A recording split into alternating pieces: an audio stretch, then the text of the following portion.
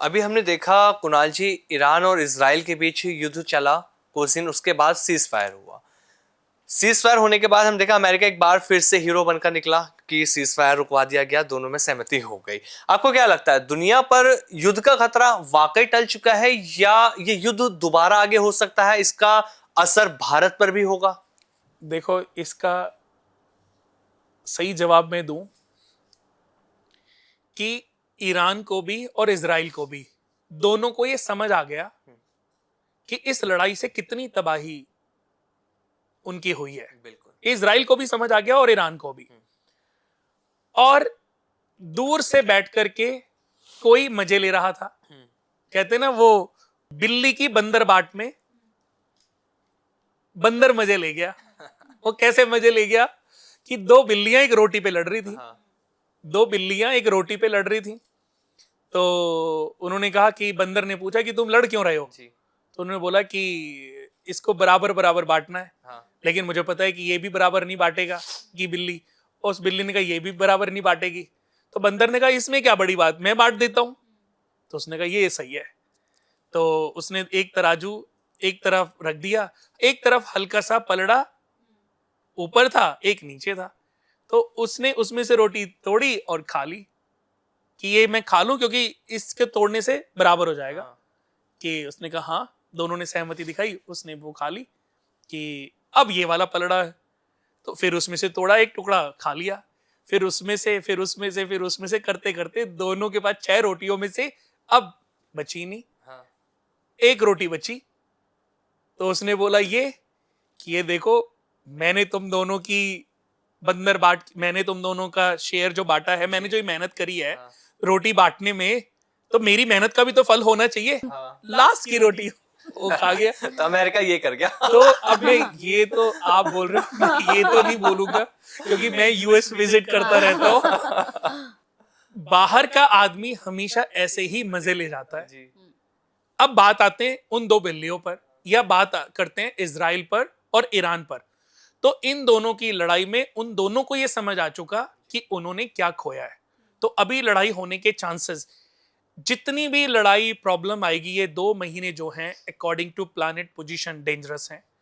जब ये 2 महीने खत्म होंगे, यानी कि अगर कोई भी प्रॉब्लम उत्पन्न हुई, तो मैं आपको बता दूं कि ये अभी इसी महीने उत्पन्न हो सकती है, अगले महीने उत्पन्न हो सकती है।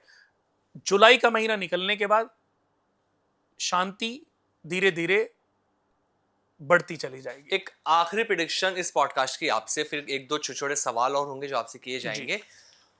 जिस तरह से युद्ध हमने देखा, ईरान इजराइल की हमने बात कर ली, इंडिया पाकिस्तान की भी हमने बात कर ली, आपको क्या लगता है जिस तरह से लोगों की मानसिकता बन चुकी है कि जो देश है वो तीसरे विश्व युद्ध की तरफ जा रहा है, थर्ड वर्ल्ड वॉर हो सकता है, क्या ये प्रिडिक्ट किया जा सकता है? हाँ, बिल्कुल किया जा सकता था, और बिल्कुल ये साल ऐसा ही है कि इस साल हम तीसरे विश्व युद्ध की तरफ बढ़ रहे थे। जो शुरुआती आसार थे ना जनवरी के बाद से, वो ऐसे ही थे। मार्च के बाद वो और प्रबल हुए। अप्रैल में जब इंडिया और पाकिस्तान का आपस में जो युद्ध हुआ, तो ऐसे चांसेस हद से ज्यादा, यानी कि 50% अपग्रेड हो गए थे कि तीसरा विश्व युद्ध हो सकता है।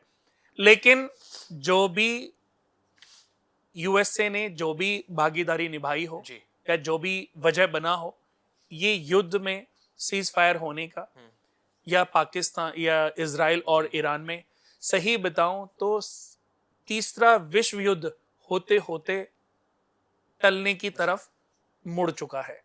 और मैं बता दूं कि अगर दोबारा से युद्ध हुआ किसी भी कंट्री में, क्योंकि अभी भी देखो रशिया और यूक्रेन में प्रॉब्लम चल रही है, इजराइल और ईरान में प्रॉब्लम चल रही है, और इधर भारत और पाकिस्तान की प्रॉब्लम है। अभी अगले 1-1.25 महीना जो बचा है, इस महीने भी कुछ भी हो सकता है। एक छोटी सी लापरवाही या एक छोटा सा ईगो स्टंट बड़ी प्रॉब्लम दे सकता है। लेकिन चलो, ये तो एक अलग बात हो गई कि प्रॉब्लम का नुकसान तो होगा, ये तो बात सोचने वाली बात है, लेकिन होने के चांसेस अभी भी हैं। जुलाई अगर निकल गया तो उसके बाद फिर चांसेस जो हैं वो 10% रह जाएंगे। अभी अगर 60 to 70% है, फिर 10% रह जाएंगे।